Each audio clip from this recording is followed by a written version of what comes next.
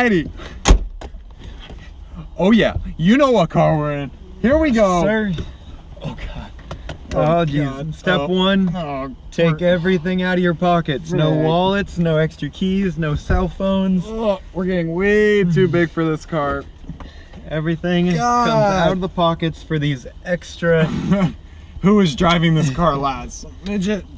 Extra tight ride low max seats.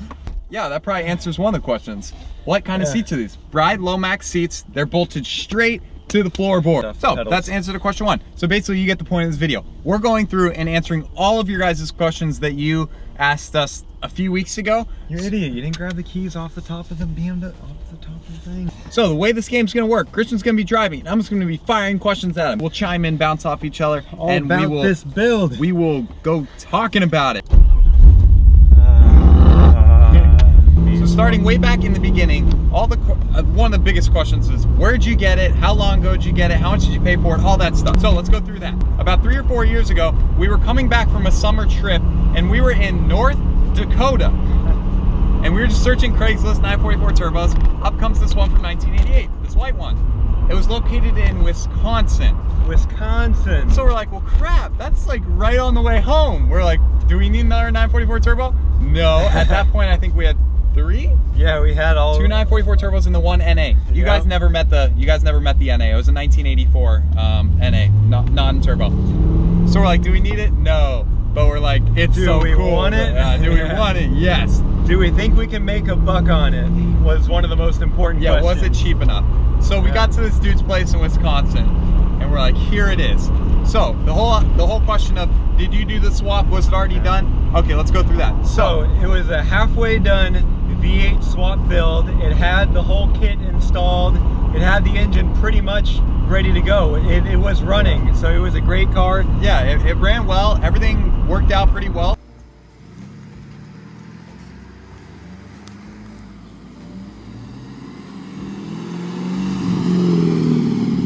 So we ended up buying it. It still needed some work. A couple of it had a fiberglass hood that wasn't yet painted. Yeah. A couple pieces, body work, some little things need to be done here and there. But all stuff that we could definitely handle. And we got to pick it up that way for a lot less than a perfectly done one would cost.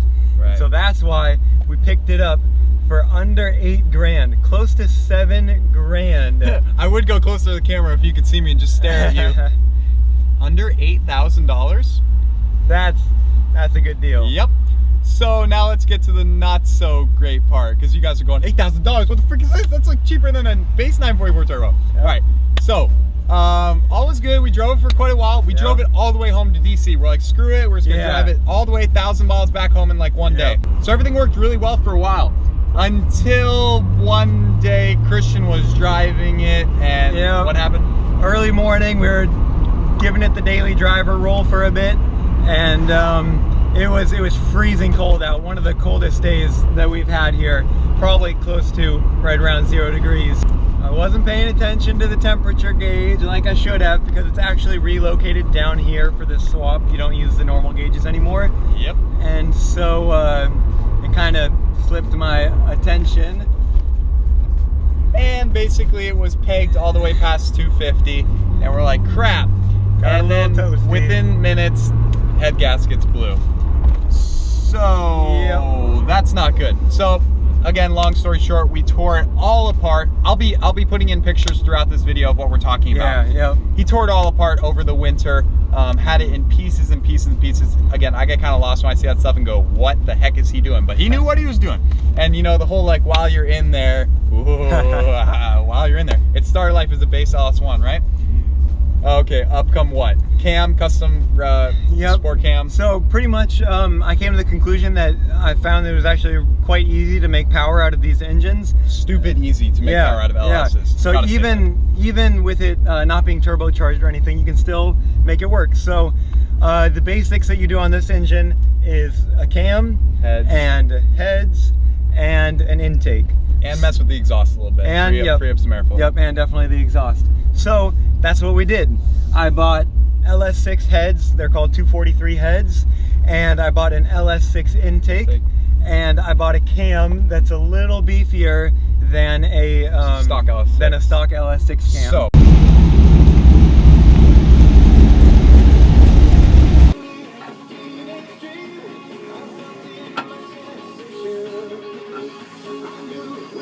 the only differences between LS1 and LS6 are those exact things. Yep. So we did those mods, and then exhausts, you know, my favorite. So it's got headers, it's got so it goes from the headers to a custom Y pipe, 3 inches all the way back to a tiny MagnaFlow muffler out back.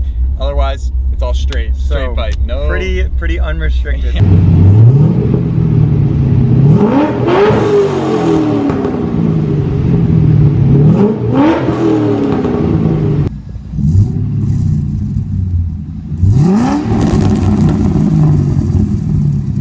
Added some cosmetic things like the front lip. I think that looks really great, and then it also has the header panel with the vented header panel. Yep. And so we relocated the air intake, the air filters. Perfect. So again, even after all of our mods, again, we're in this car like under 10 grand easily. So you can throw like $1,000 at an LS1 and have crazy power.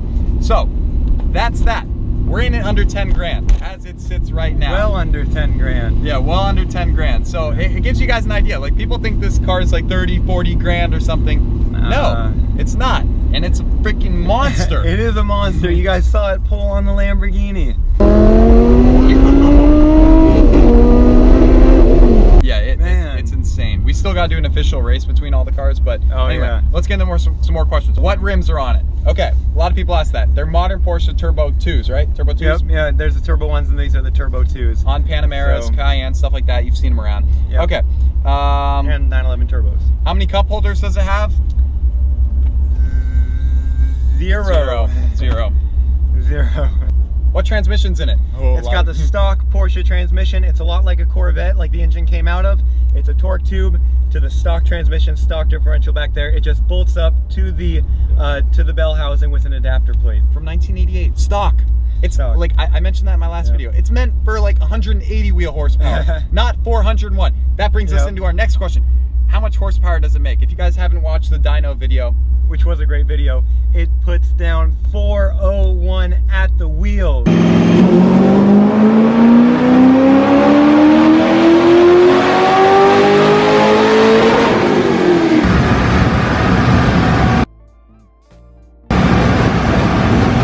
That's freaking crazy. That's wild. That's 465 at the crank. That's a lot for this car, especially a car this light. Next question. How much does it weigh? Look at that. It weighs under 2,800 pounds thanks to so much interior weight reduction, but also all the fiberglass parts. Are we going to take it to the quarter-mile drag strip? Oh, I would love to. We got to change the tires first, and once we do that, I mean, I don't see why not. We definitely could. What would it run? We really have no idea. Like, probably low 12s, or would it break into the 11s? Maybe 12 seconds at like 120. That'd be dope, because that's like as fast as the Viper is. And if it could be like that, I don't know. We'll have to see.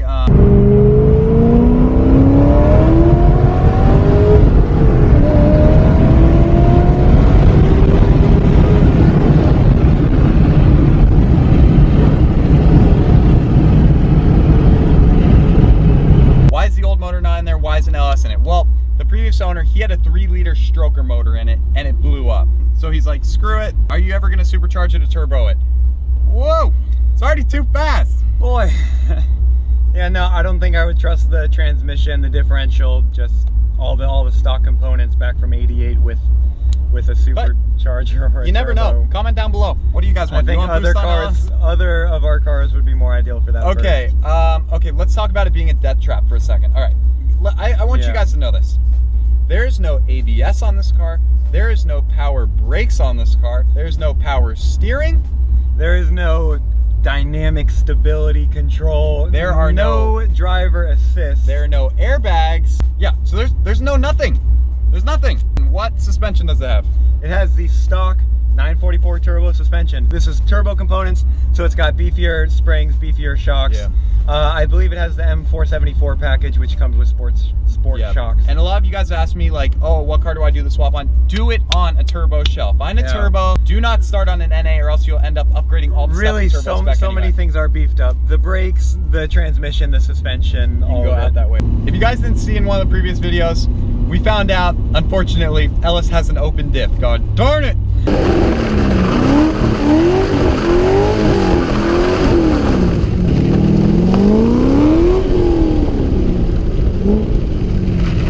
So we can't drift it or anything right now. It's super hard. But are we gonna put in an LSD or weld the diff? I want to. It just depends if we can find a good deal on an LSD or figure out how to weld it. It could be kind of complicated, but that's the answer to that. And then once we do that, heck, if I find a good deal on an LSD, oh boy, this thing's gonna be instant JR Garage drift car. Heck and yeah. we can finally take care of those old rear tires on there and slap on the Toyo R888s that we picked up. Really great about the LS1 in this car is that it weighs less than the stock 4-banger turbo. So because the aluminum block, the aluminum heads, this engine weighs 50 pounds less. It weighs less. I can't believe it. Okay. So we evened it out and lost 50 pounds in the back also. And so we are maintaining that perfect 50-50 weight distribution that this car is known for. Yeah, so you could totally go cheaper and go an LT1, or you can even go like a 5.3, and 5.3s or 6.0s, you can turbo those and make stupid fast cars, but again, we can get into that in a later video. That'd be quite the build. Top speed. Okay, it's gear limited for sure. You're gonna run out of gear really quick.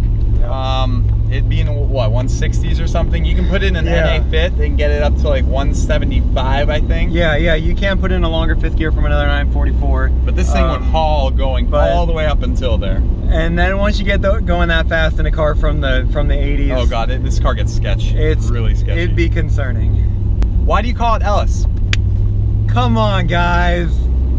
If you don't know that by now, you're behind. That's for sure. How many miles are on the engine itself? 70,000. And then 100 and... Rick, is that 7? 107? Dang. 107 on the body, not bad. That's in good shape.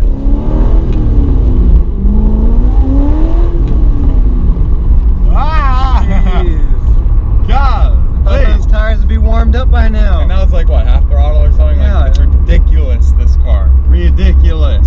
So we talked about it being the same tranny from 1988, but what about the bell housing? Is there conversion adapter kit, right? Yeah, so that's what you get in the kit. In the kit, you'll get a bell housing adapter plate to adapt to the stock bell housing and the LS engine. And what you also get in the kit is motor mounts. You actually use the stock cross member, and so you can maintain all the stock front suspension, all that sort of stuff. So you just get motor mounts that adapt to it. And then just a couple other things. Usually you want to beef up the radiator a bit, which we've done in this car. All aluminum radiator and that sort of stuff. What made you pick the 944 turbo over others? We've loved 944 turbo. Simple as that. You guys know that. They're kind of underappreciated, but now they're starting to jack up in value. Exactly. Love the looks, and we just feel that they were undervalued for a while. How many miles per gallon? A lot. How many miles per gallon? Not many. Do all the original gauges and stuff work? Yep.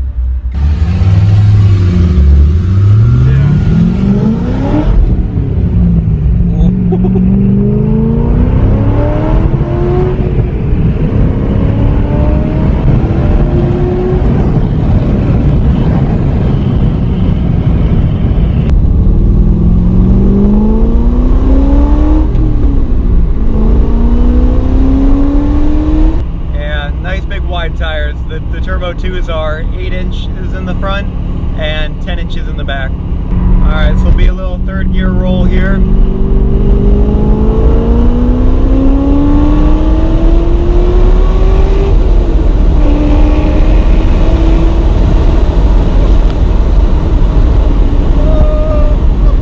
You guys don't get it sitting behind your screen. This thing just barrels.